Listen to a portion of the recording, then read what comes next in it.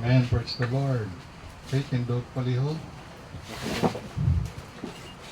Matthew chapter 28, verse 16 to 20. Read begin. Then the 11 disciples went away into Galilee, into a mountain where Jesus had appointed them. And when they saw him, they worshipped him, but some doubted. And Jesus came and spake unto them, saying, All power is given unto me in heaven and in earth. Go ye therefore and teach all nations, baptizing them in the name of the Father, and of the Son, and of the Holy Ghost, teaching them to observe all things whatsoever I have commanded you. And lo, I am with you always, even unto the end of the world. Amen. Let us go to the Lord in prayer. Our God, our loving Father in heaven, maraming salamat po sa mga testimony, salamat sa mga memory verse, salamat sa inyong salita. Thank you po for the word, thank you for this day. Sweet Holy Spirit, help us, help me, pag meron kang matutunan, blessing, spiritual, buhat sa inyong salita. Patawad sa aming pagkukulang, sa aming kasalanan, cleanse. Thank you sa katawan. Thank you at kayo mag-bless man kay Pastor Nabli, Pastor Kent Gisalba, Dr. Gisalba, Pastor Butong, Pastor Wirol, Pastor Chagan, Pastor Gumi Garcia, Pastor Joshua Buntugon, at mga kapastoran, Lord, na tapat sa inyo, mga missionary evangelists. I-bless mo, Panginoon. Sa lahat ng glory, honor, power in Jesus Christ's name. Amen. Thank you. Please be seated. Ang title na yung araw na to, okay na. Ang title ay The Great Commission is Our Great Concern. The Great Commission is our great concern. So thanks God sa Bible na ito na blessing. Ginamit ng Panginoong Isus si Ma'am Cherry para makaroon ako ng giant print Bible. Thank you rin sa Panginoong kay Brother Edgar. At mayroon tayong, for the first time na mayroon tayong medyo matino na rin ating sound system. So, glory to God. Praise the Lord. The Great Commission is our great concern. So, dito ay sa Gospel of Matthew, ito ay mabasa natin dito na sa verse 16, then the 11 disciples. So, yung 11 disciples lang dito, so wala na dito yung isa. So, alam niyo na yung nangyari sa kanya. Then the 11 disciples went away into Galilee.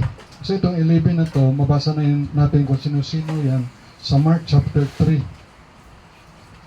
Sa Mark chapter 3, tinatin kung sino itong 11 na to ha. Mark chapter 3 verse number 16 to 18. Mark chapter 3 verse 16 hanggang 18. And Simon, his surname Peter, and James the son of Zebedee, and John the brother of James, and he surnamed them Boanerges, which is the sons of thunder, and Andrew and Philip and Bartholomew and Matthew and Thomas and James the son of Alphaeus and Thaddeus and Simon the Canaanite. So yun yung mga 11 disciples. So yung 11 disciples, apostles, yan yung ginapastoran ni Lord Jesus. Ang pastor nila si Lord Jesus Christ. Ang member ni Lord Jesus ay 11. Hindi kasama si Judas Iscariot. Kasi si Judas Iscariot, unsaved man siya. Nabaptize rin siya ni John the Baptist. Member rin siya ng, although hindi naman sinabing Baptist Church noong panahon. Nabaptize siya pero unsaved pala siya. So dapat ay saved. So hindi porky Baptist yung parents, ay ang anak ay saved. So kailangan ang salvation kasi ay individual yan. So yan ang background na si Lord Jesus ang pastor at 11 ang kanyang pinagpastoran. So nag-concentrate siya sa 11 lang na member si Lord Jesus. Hindi siya magrami gina ang simbahan natin, mega church tawag no.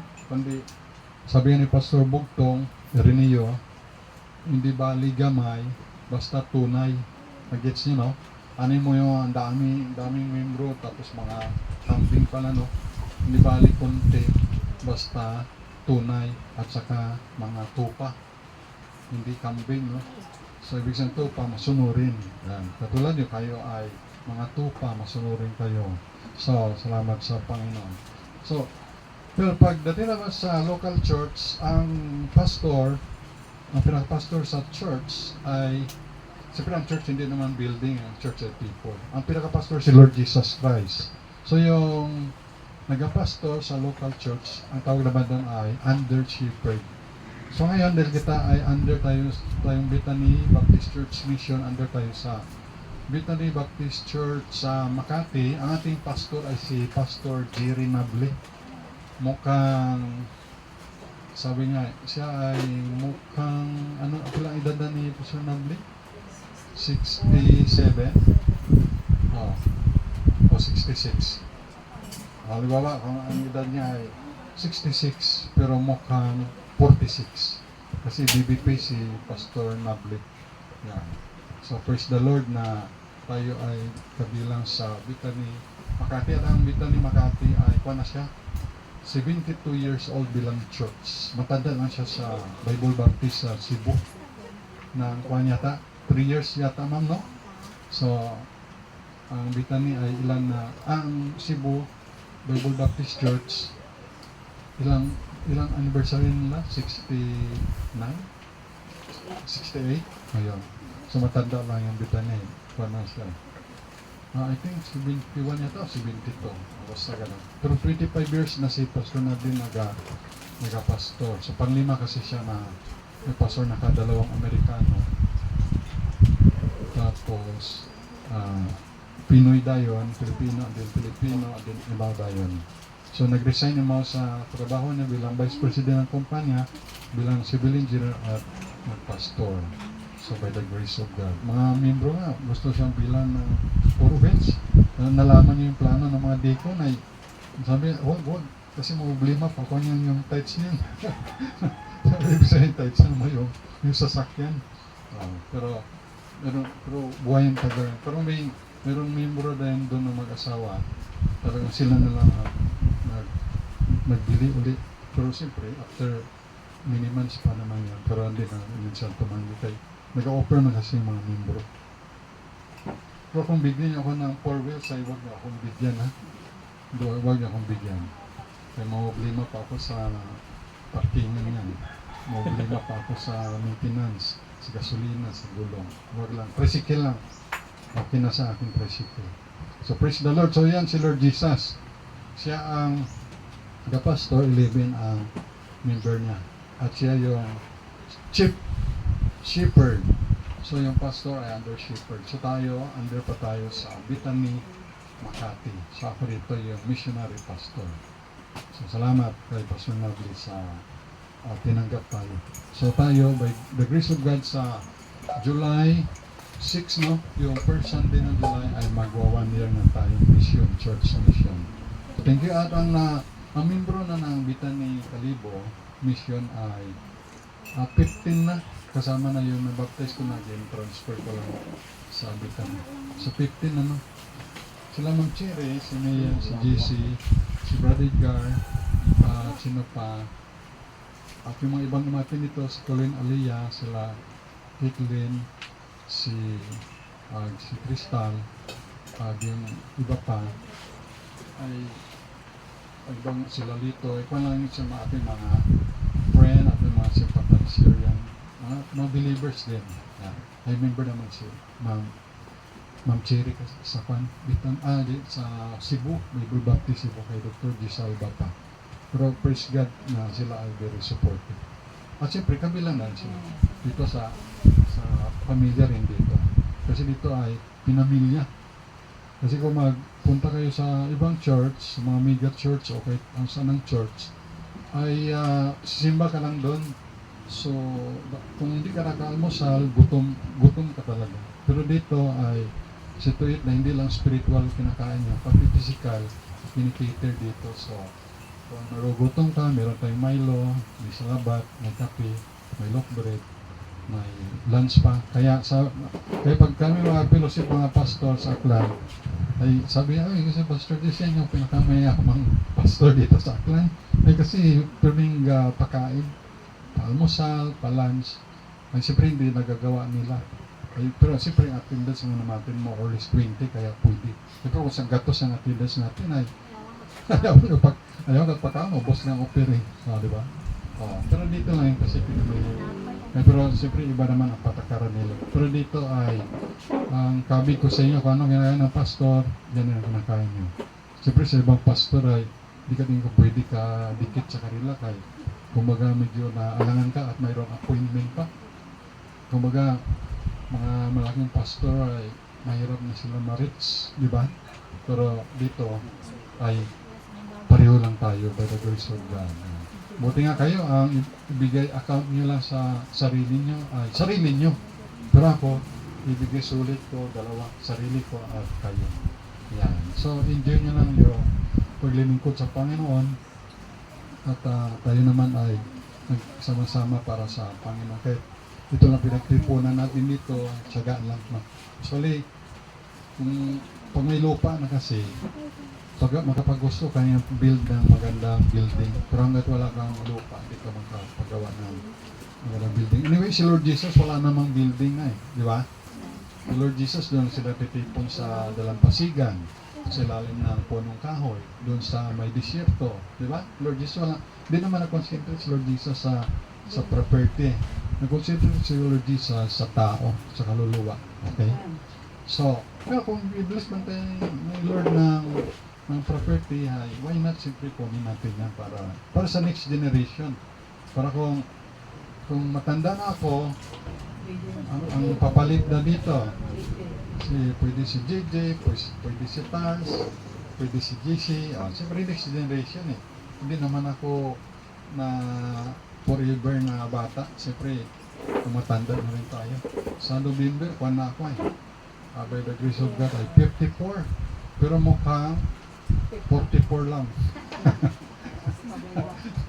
54 na ako, no? 54? 1971 ako Tama? Oo, 54? Ay, salamat. Malapit na mag-senior citizen. Wow. So, praise the Lord. Yan ang inaasahan. Gusto ko mag-senior citizen. Di ba, senior yung edad, pero yung tsura, yung lakas ay bata pa. Katulad ni Moses, 120 years old, pero ang lakas niya at yung paningin niya, pa rin, bata, na-dising pa rin, malinaw pa rin. Yan. So, si Lord Jesus, siya yung nagpastor. Sa 11 na ito na binanggit ko sa Mark chapter 3 verse 16 to 18. Of course, sabi Lord Jesus sa dito sa Biblia, then the 11 disciples went away into Galilee. So itong communion na sa time Lord Jesus na tinatawag nila na tatlong lugar na ito, no? Yung 3 regions o province, Galilee, and then yung Samaria at saka yung Judea. And then, nagkaroon ng, into a mountain, nagtipon sila where Jesus had appointed them. So may appointed day and time to meet Jesus. Doon sa bitang ni Baptist Church, Caloocan City, ang kanilang pinagbahon din ay 10 o'clock, Sunday school. Ang worship nila ay 10:30. Sa atin dito, combine na. Gag-preach ako kasama na yung Sunday school, pati mga preaching kasama na kay mahirap pag ikaw yung song leader, ikaw yung preach. Buti na may taga-kolekta tayo na kahit sa offering. Rin matuto si JJ, si JC, absent kasi si Tars, song leader natin. Yan. So, appointed day and time to meet Jesus Christ. Sa verse 17, and when they saw Him, nung makita nila si Lord Jesus, they worshiped Him, but some doubted. So Jesus, nakita nila si Lord Jesus, anong ginawa nila kay Lord Jesus? They worship Jesus Christ. Alam niyo ba kung sino lang dapat i-worship? Worship God. Pero hindi naman sinabi ni Lord Jesus, stop. Oy, Matthew, Bartolome, Andrew, Peter, James, stop worshiping me. Wala ba? Wala. Hindi niya gin-stop sila. Means the way, allow lang, tanggap ni Lord Jesus na i-worship siya. Hinayaan niya lang na dahil siya ay God, like the Father and the Holy Spirit. One God in 3 person.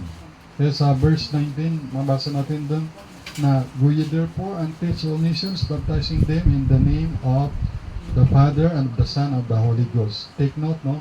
In the name. Hindi names, ha? Not names, di ba? Dahil tatlo sila, pero singular.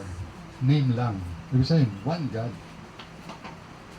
Singular word yung ginamit, not names. Kaya sa Old Testament, Deuteronomy 6:4, Hear, O Israel, the Lord our God is one Lord. Maging aware tayo kasi baka mayroong magpansin nyo, magsabi yung mga Baptist na, oy, three gods tayo. Si God the Father, God. Lord Jesus Christ, God. Holy Spirit, God. Tatlo ang Diyos, ha? Kasi mayroong ibang Baptist ngayon na ang build nila, three gods. Tatlo ang Diyos. Pero tayo, one God lang tayo, ha? Trinitarian, para marunong na kayo magkwan. Alam niyo kung mayroong verse kayo. Ang verse natin, Deuteronomy 6:4. Hear, O Israel, the Lord our God is one Lord. Sa New Testament naman, 1 John 5:7. For there are three that the record in heaven, the Father, God the Father, the Son, si Lord Jesus, and the Holy Ghost. For there are three that record in heaven, the Father, the Word, and the Holy Ghost. And these three are one. One God tayo. Sa 1 Timothy 2:5, therefore, for there is one God and one mediator between God and men, the man Christ Jesus. So si Lord Jesus, siya ay 100% man, 100% God. Bago siya nagkatawang tao, Diyos na siya. Okay? Kasi ang Diyos ay Espiritu. So para ang hindi pwedeng mapako sa krus yung Espiritu. Hindi nakikita ang hangin, nakikita ba natin hangin sa likod? Hindi. Ang Diyos, Espiritu, hindi nakikita. So para yung Espiritu ay makita, so nahayag siya sa laman. So nagkaroon siya ng katawang lupa katulad natin. Pero hindi nga galing sa lupa. Yung katawan niya, kay the first Adam is from the earth si Adan. The second Adam, referring to the Lord Jesus, is the Lord from heaven. So, na although may katawan siya ng tao, pero hindi siya galing sa lupa, galing siya sa langit. Na pinanak ni Virgin Mary. Yan. So, at least ay na virgin birth si Lord Jesus.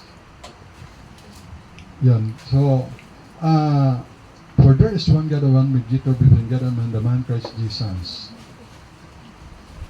Para mapako yung espiritu na katawang tao si Lord Jesus yun. Si Lord Jesus ay namatay sa krus, dahil sa aking kasalanan, inilibing, after 3 days muling nabuhay. So, sa iba namang mga Baptist, ay basta mag-believe ka lang, ay okay na. Kahit hindi na mag-sinner's prayer. Kaya hindi ako conforme doon, kaya may mga bago na naman Baptist ngayon. Yung mga may doktrina na silang bago, na mag-believe ka lang, save ka na. O, totoo naman yan sa Acts 16:31.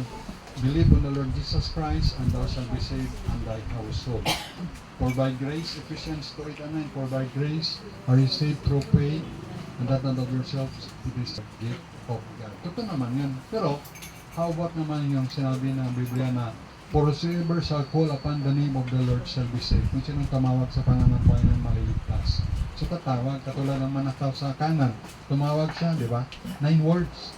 Lord, remember me when thou comest into thy kingdom. O 9 words. So, sagot ni Lord Jesus, today shalt thou be with me in paradise or heaven. So tumawag. So, kung yan ang bilip nila ng ibang Baptist na magbilip ka lang, ligtas ka na, at hindi ka na mag-sinner's prayer. Sa kanila yan, pero sa akin, parang hindi ako comfortable doon. Dahil, hindi naman dati ganyan ang pinapractice natin. At ang pinapractice natin ay biblically naman gatawag, pray. Diba? At sa Bible man whosoever shall call upon the name of the Lord shall be saved. Tumawag rin yung manakaw sa kanan sa Panginoon. Diba?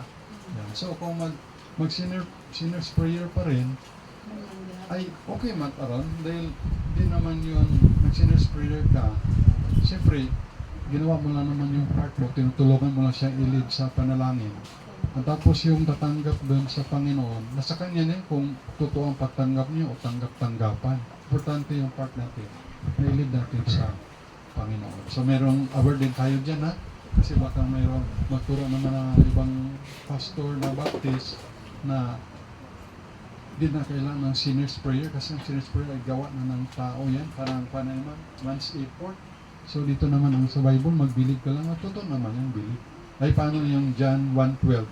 But as many as receive Him, so nag-receive, diba? To them give Him power or authority to become the sons of God.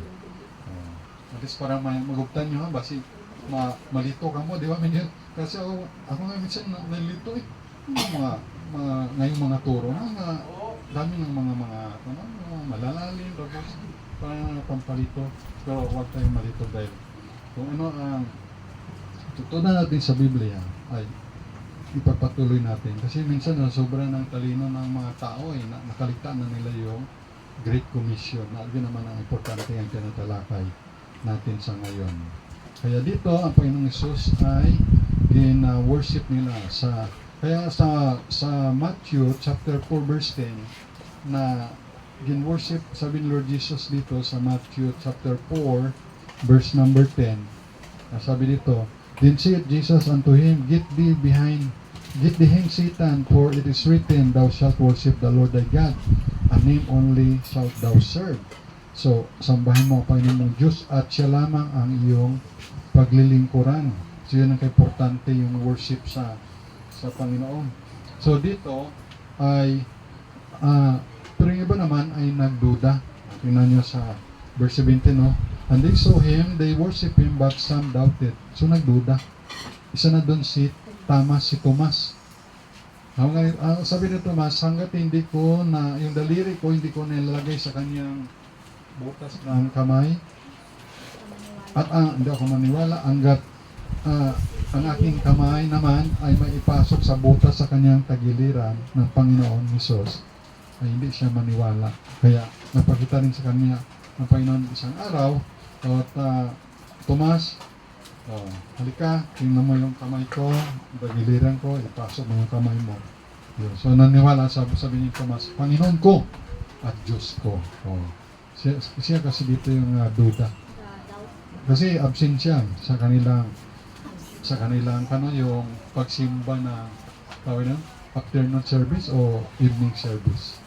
Pero tayo wala pa tayong afternoon service o evening service. Nagkakuha lang tayo sa Bitan ni Makati ba? Nagkapanood ako, ginashare ko na sa group chat. Doon. Siyempre, kuha pa naman tayo. Sa mission pa lang naman. At malalayo pa yung mga lugar niyo. Kaya doon sa Makati lang tayo nagka-hook up. Yan. Sa verse 18, mabasa naman natin dito, And Jesus came and spake unto them, saying, sabi ni Lord Jesus, All power is given unto me in heaven and in earth. So, all power, lahat ng kapangyarihan, sabi ni Lord Jesus, ay binigay na sa akin kapangyarihan sa langit at sa lupa. Kaya, ibig sabihin, huwag tayong kabahan kung, ganito, kontrolado ni Presidente ang kaharian, ang bansa na to, kontrolado ng gapeto na, kontrolado ng ganito, ng negosyante ang bigas, ang crudo o oil. So, huwag tayong kabahan doon kasi yung mga control na yan, mga tao lang naman yan, mamatay rin naman sila. Pero ang Panginoon, walang kamatayan ang Panginoon. Okay? Kung namatay ang Panginoon, once and for all naman yun. Pero ang kanyang katawan, pero ang kanyang pagka-Diyos sila namatay. At tingnan nyo, ang Diyos natin, ang Diyos ng Israel, sabi na, ako ang Panginoong Diyos ni Abraham. Hindi ko lang na-research kung ilang taon si Abraham bago namatay. Siguro ang edad niya mga 170 plus kaya. Hindi ko lang siya. At si Isaac naman, bago namatay siya, ang edad niya mga 130. Ay si Jacob, namatay siya, ang edad niya ay 110. So i-total mo siguro silang lahat na tatlo, no? Mga 400 years old, malamang, no? Ang kanilang edad, more or less, no? So ito, kung tingnan mo imagine wala na sa edad nilang yan, si Abraham, Isaac at si Jacob, ang Diyos nila ay the same God. Si Yahweh, Jehovah, o si Adonai, si Lord Jesus, yung Trinity. Ang pangalan ng Diyos sa Hebreo, Elohim. Yan, si Elohim. So, tingnan nyo, ako ang Panginoong Diyos ni Abraham, ni Isaac, ni Jacob. So, ibig sabihin, yung Diyos ay, kung maghanap tayo ng tunay na Diyos, yan ang tunay na Diyos, yung Diyos ni Abraham, Isaac at ni Jacob. Kaya, dito, sabi, all power is given unto me, unto Jesus. So, all power is given unto Jesus. So, binigay na kay Lord Jesus yung kapangyarihan. Sino nagbigay sa kanya ng kapangyarihan? Siyempre, ang God the Father. All-powerful God na si Lord Jesus. Sovereign God. God the Father, let the Son of God take control. Pero hindi ibig sabihin nun, under niya na ang God the Father. Nagets nyo? Hindi ibig sabihin na, oy, ang kapangyarihan na lahat ay kay Lord Jesus, di ba? So kung binigyan na ng Ama, kung pinulusok po ang istorya nga niya, so kung binigyan na ng Ama kay Jesus, so wala na yung Ama, wala na natira sa Ama. Di ba, no? Kasi ibang mga grupo, ibang kulto, ang kanilang focus na palagi po, Ama, sa Ama. Di ba? So, wala sila ga-recognize sa anak. Ama lang sila ng Ama. Sabi ng Biblia, hindi ka sa John 14:6 Jesus said unto him, I am the way, the truth, and the life. No man cometh unto the Father but by me, but by Jesus Christ. Oh, gusto nila sa Ama, ay samantalang sabi ng Panginoon ay, walang makaparoon sa Ama, kundi sa pamagitan ni Lord Jesus Christ. O, di ba? Iwan ko ba sa kanila? Depende kasi yan sa nag-brainwash na leader sa kanila na sa Ama lang sila, nireject nila yung anak. Sabi ng Biblia, pag nireject mo yung anak, nireject mo na rin yung Ama. Na tumatanggap sa anak, kay Jesus Christ, ay tumatanggap rin sa Ama. Gets nyo? Oh. Kung pinulusok po nga istorya, may kapangyarihan pa ba ang Ama? Ay binigay niya na lahat sa all power is given to me. O wala nang natira sa Ama na. Ama, di ba? Kay Jesus na lang. Pero hindi tayo gano'n. Di ba? Hindi tayo gano'n.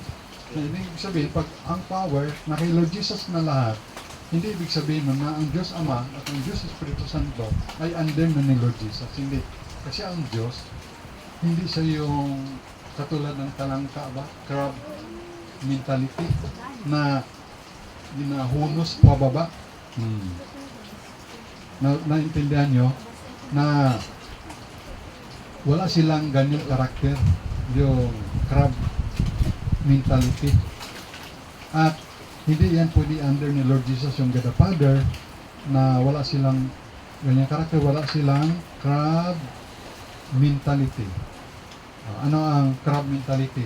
Pag ikaw ay umasinso, yung kapitbahay mo, hihilahin ka pababa. O, diba?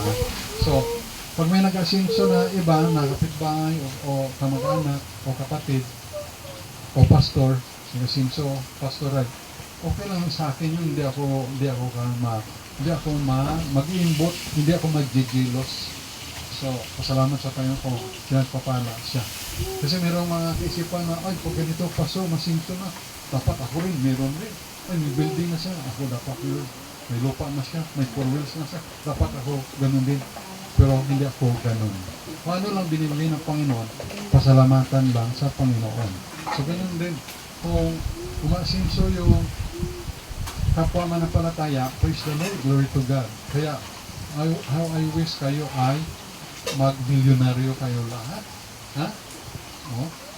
Mag-aral kayo mabuti kasi pag may trabaho ka, may sildo ka, makapag-gusto ka ng bili ng gusto mo, bibilhin. Diba? Tulad ni Ma'am Cherry, kapag-English siya. Si Monique, at least. So, ang sabitan ni Kalibo Mission, ang may trabaho lang dito ay dalawa. Si Ma'am Monique, teacher, at si Ma'am Annalyn, teacher.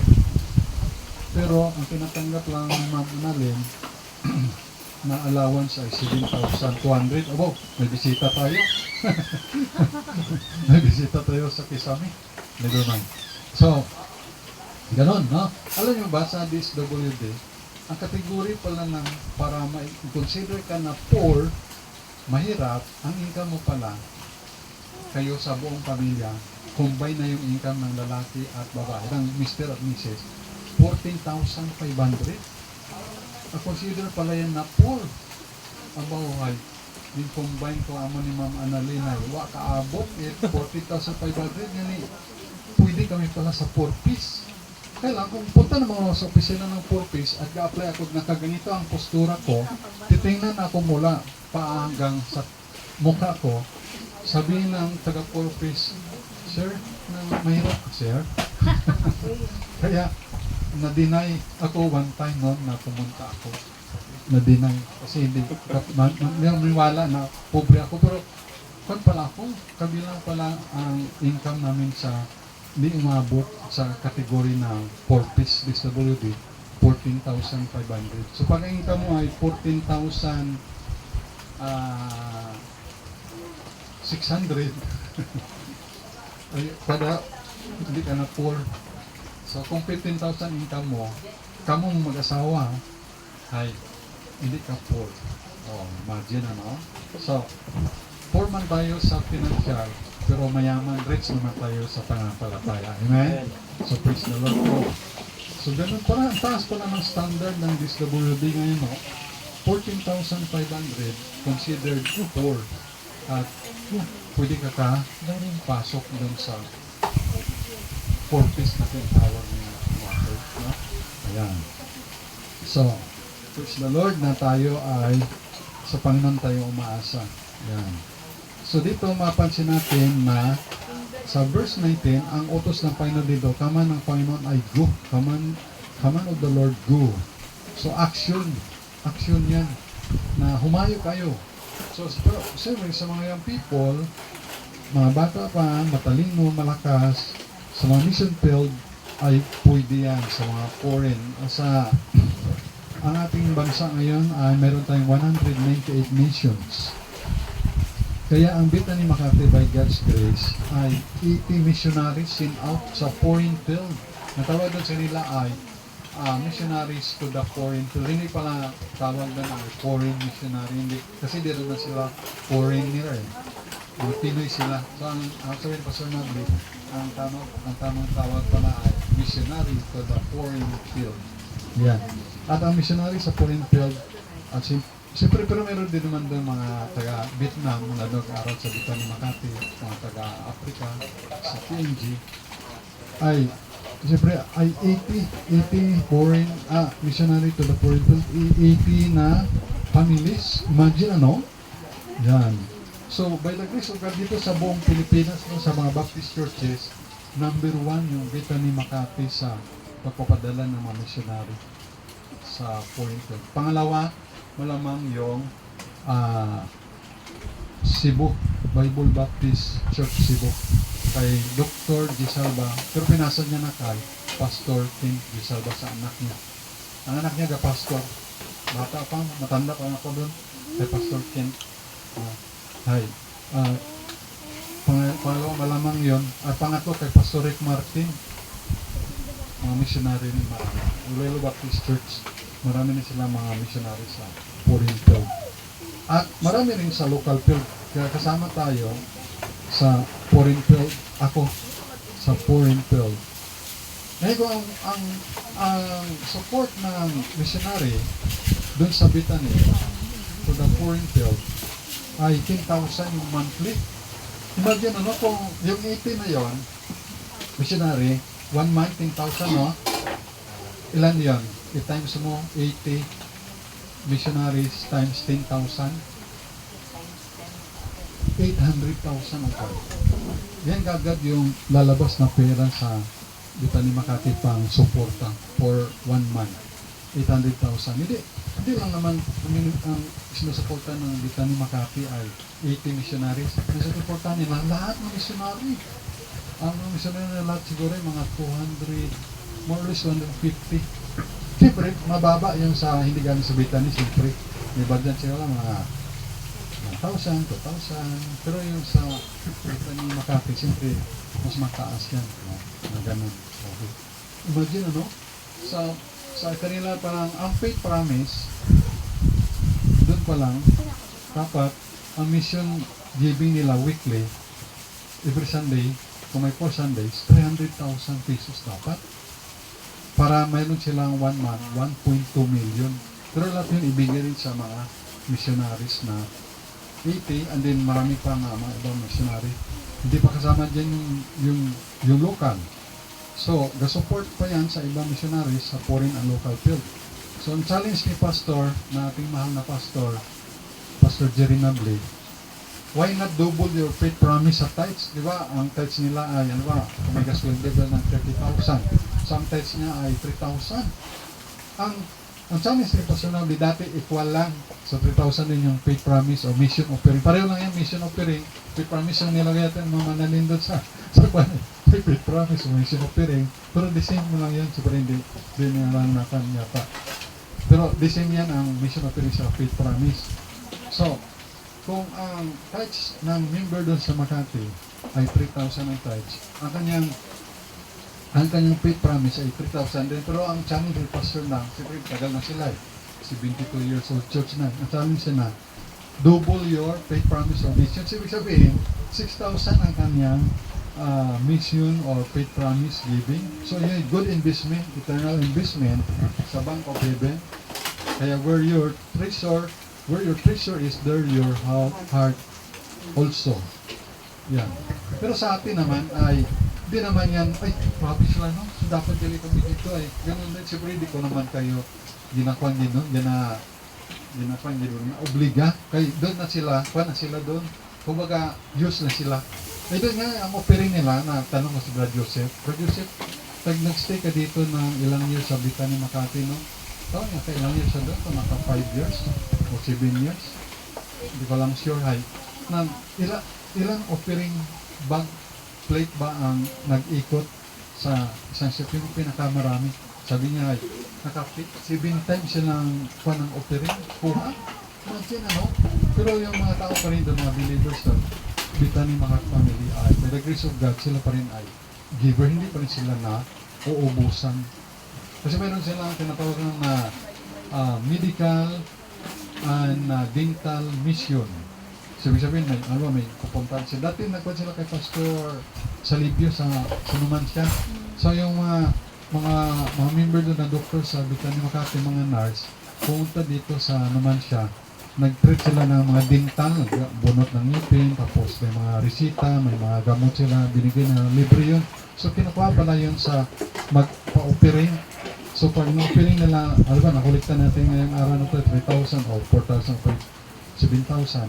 Natipon pala nila para kung may saan doon na probinsya o church na gusto magkaroon ng pre-medical and dental mission, ay tinutulong at pupunta pala doon ng mga taga-Bicani Makati. At siyempre, i-treat sila ng kanilang physical needs sa dental or medical, ay siyempre i-treat rin ka ng spiritual, share rin sila ng gospel about the Lord Jesus Christ. Yun parang purpose. At pwede mangyari yun dito sa atin sa Kalibo. Pero wala tayong facility dito. Kung nandito tayo sa Briones Housing, pwede yun, dagsa sigurado yun doon. Hiraman lang kami or Joris ng tent. Mayor, hiram ng tent. Gawin ng pre-dental medical. Siguro paabot na. Paabot na ron. Ay, libre gamot, libre check-up, tapos libre bunot ng ngipin. Paabot na. Daming tao sa babae, 400 plus babae ko. 400 galit. Dami. Pero, yan ay nakikita ko ba na kung establish tayo, pwede magawa yan. Siyempre, purpose pa rin ng gospel, Great Commission about the Lord Jesus Christ. Would you imagine, ano? Yan. So, yun ang challenge doon sa Makati. Siyempre, iba naman dito sa ating siyempre dito sa probinsya, wala man nabing hanap buhay. Imagine ang may hanap buhay lang dito ay dalawa. Sister Monit, Mama Annalyn. Sister Monit pa ay 2 years pa na ang utang niya ay na-scam siya ng kapwa teacher. So, kaya, hindi natin pwedeng iasa doon. So, ganun. So, praise the Lord, importante na kapatuloy tayo. Sister Pin sana ay nakatrabaho na siya. Galing nakadalawang sahuran lang siya. Ibig sabihin ay 15:30 lang. Tapos, na-promote na si Maniling Guevara sa heaven at the age of 82 years old. Yan. Pero kung hindi yun nagpa-chemotherapy, malamang buhay pa yun. Yan. So, nagpa-chemotherapy. Lalong humina. malakas pa siya dati. Siyempre, sa therapy kasi yan, sa na-laser, no? Mamamatay kasi yung mga cells dyan. Good and bad. Oo. So, dapat lang, ang gamot lang ay nasa kusina. Gulay, prutas, pagkain. Yan.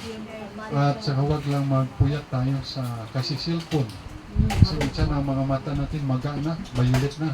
Kasi na-overdose na sa cellphone. Sira oh. Yan. So, Jay, pag-aralan mo magsunglit. Sa JC, magsunglit. Pag-aralan nyo. Search kayo sa YouTube. Kasi imbes na mag-search kayo sa YouTube ng mga laro o anong mga games doon, search nyo na paano sa doon kay Martinez doon sa North Valley Baptist Church, yung Pilipino na sumleader doon ni Pastor Jack Traver. Galing yun, ganda, nagawa ka mag-share Jack Traver sa North Valley Baptist Church. Ang galing, ang lively na si mataba yung Martinez, Pilipino. Oo, maganda mag-sumlead. Jess, gayahin mo yun. Oo, ikaw mo. Martinez ang pangalan ng leader Pinoy, ang leader dun sa Amerika. Talagang mapapakanta ka rin. Ang ganda sa Praise the Lord na ganyan. Ayan. Sa mga senior citizen, paano na pastor? Senior people, citizen. Ano naman ang magagawa ko? Ikaw ay prayer warrior ng Panginoon at supporter siyempre dahil siyempre masakit na paa mo, masakit ng hips mo, masakit na humayo. Sa mga bata na lang ang edad ang humayo. May nire-recruit ba ang PMA? Apply kayo sa PMA, PNPA. Senior citizen ka lang. Puro recruit nila mga 18 years old to 25 years old. Mga bata talaga. Mga military bata. Siyempre malakas, maliksi. Siyempre sa training. So pag, alam mo, nakakalungkot, well-trained na sa PMA, no? Sinisuldoan yan, eh. Yung training, sildo pa lang. Pero pagkatapak, sabi ng isang pastor, pag-graduate niya sa PMA, pumunta siya doon sa Mindanao. Unang destino niya, siking lieutenant. Pag baba pa lang niya sa Mindanao, sa Gira doon, sa mga rebelde, graduate siya ng PMA, ang nakabaril sa kanya, nakapatay sa kanya, elementary level. Imagine, sakit naman, ano, na well try ka tapos pagtapak mo lang doon para makipag-gira na ang nakapatay lang, elementary level lang na rebelde, saklap naman, no? Pero hero sila, patay agad. Pag uwi nila bangkay na, hero, may Medal of Valor, tapos ang ranko niya na parang second lieutenant, first lieutenant na. Tapos kung may anak man siya, siyempre, sa iba naman kung napatay, kasi ito, bago pa lang graduate eh. Siyempre wala pang anak to. Pero mayroong mga army na napapatay, may mga anak. So, scholar yung anak nila. Ayan. So, sa Panginoon naman, ga-work tayo sa mission field. Walang heroes will come dito sa lupa. Na-remember ko yung may presidente ng isang bansa, presidente siya. Pumunta siya sa Africa. Sa Africa yung presidente, naglaro lang ng golf. Naglaro ng golf, kung anong ginawa man doon, transaction. Tapos pag umuwi na sa bansa nila, mayroong red carpet na naka-welcome, may welcome. Imagine naglaro lang ng golf sa Africa o anong ginawa doon na transaction. Pag uwi, may heroes welcome. Samantalang kasabay niya na dalawang missionary, mag-asawa, ay wala man lang nag-welcome, pero matindi ang hirap doon sa mission field. Lalo kung doon sa mga cannibal area, no? Pinapatay. Alam niyo yung kanta, ano yung kanta na I have decided to follow Jesus? Yung background pala nun, nung sa tribo sila, yung missionary na mag-asawa at mayroong mga anak, yung mga anak yan, 2 o 3. Sabi ng tribesmen doon, i-deny mo yung panampalataya mo kay Lord Jesus, kung hindi, papatayin namin yung asawa mo. Sabi niyo, hindi ko i-deny si Lord Jesus. Tapos pinatay yung misis. Tapos next naman, i-deny mo niyan si Lord Jesus. Papatayin namin, sabi ng tribe captain, yung pinuno ng tribo. Papatayin namin anak mo. Iwan kong 3 anak, pinatay rin. Tapos hindi pa rin siya mag-deny kay Lord Jesus. So, patay na yung asawa ng anak mo. Ay, ikaw na lang. Ay, masabi nga, kahit patay ng anak ko, ay okay lang kayo, nakasurrender naman sa kay Lord Jesus. Ay nagtaka rin yung pinuno ng tribo. Anong meron ito na grabe ang kanya kay Lord Jesus, yung devotion niya, napanat siya, nagtingala ba siya, nagtaka siya. Nang bandang uli, siya na rin nag-surrender na kay Lord Jesus, yung tribesman, na chief tribesman. So yun ang bakal pa lang, yung kanta, I have decided to follow Jesus. No turning back, no turning back. Though the world behind me, ha? Basta yung yung lyrics noon, maganda yun, ay nagsunod pa rin siya sa Panginoon. So yun pa rin yung background niya. Could you imagine? So balik tayo doon sa missionary ng mag-asawa. Walang heroes will come.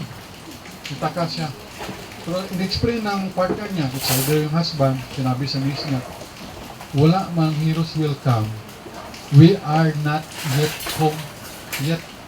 Kumaga wala pa naman tayo doon sa in heaven. Nandun na lang welcome na, welcome, well done, thou good and faithful servant. Diba yan nasa Biblia? Ayan. So, kung hindi man tayo dito sikat, hindi naman tayo kilala dito, pero okay lang, importante ang Panginoon. Hindi man tayo katulad ni Pascal Siakam o ni Tyrese Halliburton o ni sino sa ni SGA, yung sa Oklahoma Thunder at saka sa Indiana Pacers ng basketball, di man tayo sikat katulad nila, na sumisweldo na sila niya na siguro isang araw ay 100,000 pesos isang araw.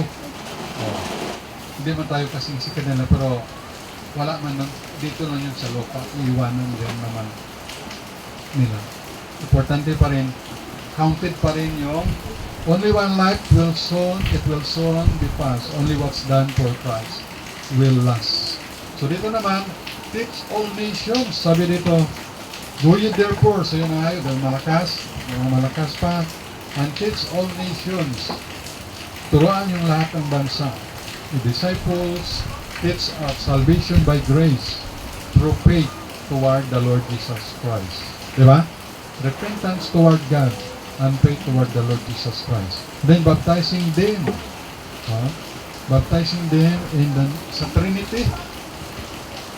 Dito sa Matthew chapter 3 verse 14, dito nga gusto sana baptismuhan ni John the Baptist, siya mismo i-baptize sa Matthew 3:14. But John forbade him, saying, I have need to be baptized of thee, and comest thou to me? Pero sabi ni Lord Jesus, and Jesus answering said unto him, suffer it to be so now, for thus it becometh us to fulfill all righteousness. Then he suffered him. So ito ay Trinity Baptism. Pero how about Acts 2:38, na ang baptism ng dito ay Lord Jesus Christ lang, no? Tingnan nyo, para hindi kayo ma-confuse. Ba't kaya dito lang ay si Lord Jesus lang sa Acts 2:38? Samantalang sa isa ay Trinity. Explain natin ito. Acts 2:38. Then Peter said unto them, repent and be baptized every one of you in the name of Jesus Christ for the remission of sins, and ye shall receive the gift of the Holy Ghost. So pansin nyo, dito si Peter nagsalita lang. Si Lord about kay Lord Jesus lang i-baptize. Pero dito kasi sa Matthew 28, verse 19, ang nagsalita dito ay si Lord Jesus mismo. Na baptizing them in the name of the Father and of the Son and of the Holy Ghost. Balik kaya itong sa Acts 38, I don't know. Pero siyempre, mas maganda yung sa Matthew Gospel para mas okay. So dito na tayo sa Trinity Baptism, Ama, Anak, at Espiritu Santo.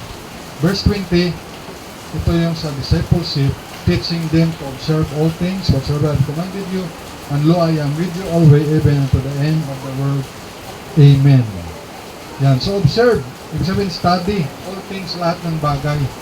Kaya tinuturo yan. Commanded, I am with you always. So ito yung presence, promise, unto the end of the world. Amen. So, pag tayo ay gahayo, kasi winning, share ng gospel tracts, nagabigay na babasahin at ga-witness, evangelize, ang pangako ng Panginoon, "Anlo I am with you always, even unto the end of the world." So by the grace of God, Bethany Baptist Church sa Mission Kalibo, na nakapagbigay na tayo, no? As of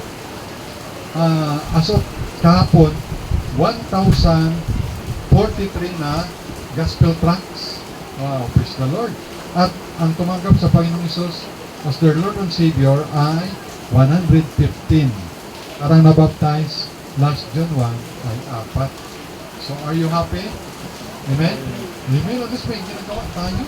Oh, may ginagawa tayo. At ang sinusupport natin ng missionary ay 23 missionary. Pang 24 sa clearing house. Minsan mayroon pa ng missionary na 3 pa tayo nasuportan na. O kung isama pa hindi, 26 na. Oh. Balik lang naman supportan natin. 25 pesos lang. Oh. Yung iba nga, wala din, no? Pero tayo, kailangan natin ng support. Kailangan natin ng pambili ng sound system or pambili ng kailangan sa mission, pambayad sa hindi, pero sacrifice na support natin sa mission. At salamat rin sa inyong giving dahil ating giving napupunta rin sa kanila at ito sa ginagamit rin. O, hindi pa tayo naka-offering. Bumili na agad ako ng pagkain natin. O, diba? Ayan. So, praise the Lord as the Lord provides. Umulan. Buti na lang at hindi ako kumanta. Umulan na. At least ay, hindi ako kumakanta. Umulan na. Okay. Kasi tayo mag-pray sa Panginoon. Let's pray. Mag-closing prayer na tayo. Let's pray. Our God, our Father in heaven, maraming salamat po sa iyong salita. The Great Commission is our great concern. Salamat, Heavenly Father, sa iyong biyaya. Thank you, God, for your grace and help na we can give. We have already given 1,043 gospel tracts. Bless them, Lord, yung mga na tumanggap at mabasa nila. Sweet Holy Spirit, help them, guide them as they read, and they will understand and by faith receive you and repent of their sins and receive you, Jesus Christ, as their Lord and Savior. Thank you rin sa 115 na tumanggap sa inyo, Lord Jesus, bilang Lord and Savior. We pray, mag-grow sila spiritual at salamat sa 4 na kalulang na baptize. We pray, mag-grow sila spiritual. Thank you rin sa bawat isa na nandito, Panginoon.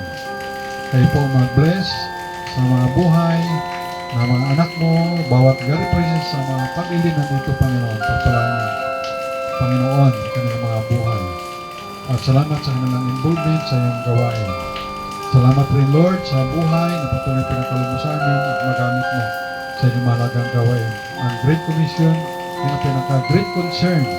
Anima namin, Panginoon, ang kasikatan dito sa mundo, mga sikat na artista, basketballista, sikat sa politika, wala naman ginagawa sa pangalan ng Panginoon sa Kristo, useless lang. Pero thank you, Lord, na kami ay bagamat hindi kami kilala sa lipunan, pero aming ginagawa ay para sa Panginoon sa Kristo, para Ama sa inyong kalooban na kaluluwa ay maligtas, mapalapit sa Panginoong Isus at tanggapin nila by faith si Jesus Christ the Lord and Savior.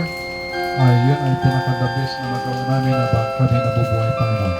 Pagpalain niyo po, Ama, ang aming tithes and offering, aming giving. Bless the gift of the giver. Bless also our food na kakainin physically. At we pray na, Lord, mamaya magtigil na rin yung ulan at ingatan na kami sa aming pag-uwi. May kagalakan sa puso. Ito aming dalangin at pasalamat at i-bless mo rin ang mga brigada eskwela. Ingatan niyo po bukas.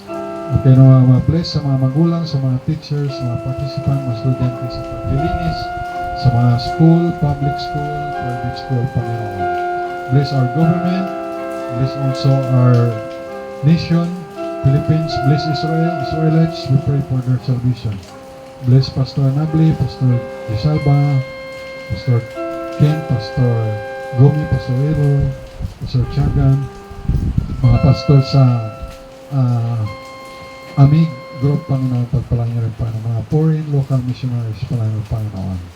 Pagpalain niyo rin, Ama, ang buhay ni Nayhagdin, Amelie, Sister Pen, Sister Monet, si Lillian Papa, Jamal, Petit Edgar Sibong, si Dino, Nila J. Denberg, si Manchiri, si JC, si Mia, si Hannah, si JJ, si Kerto, Wilankin, Ricky G, John Lister, Panginoon, pagpalain rin Panginoon. Si Colleen Alea, Caitlin, Tristan, si Lito, at yung iba pa na hindi ko nabanggit, Panginoon. Palain rin Panginoon.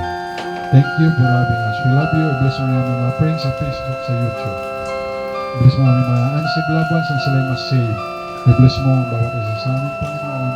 At bigyan mo kami ng mahabang buhay. Kagawa kong malingson nyo. At kayo pong mag-ingat sa amin, Panginoon. Sa mga pagbiyahe. At sa mga nag-drive, Panginoon. Mga sasakyan. Maging maingat sa pag-drive, Panginoon. Ito aming dalangin at pasalamat. In Jesus Christ's name. Amen. Amen. Praise the Lord. God bless you. Bless you.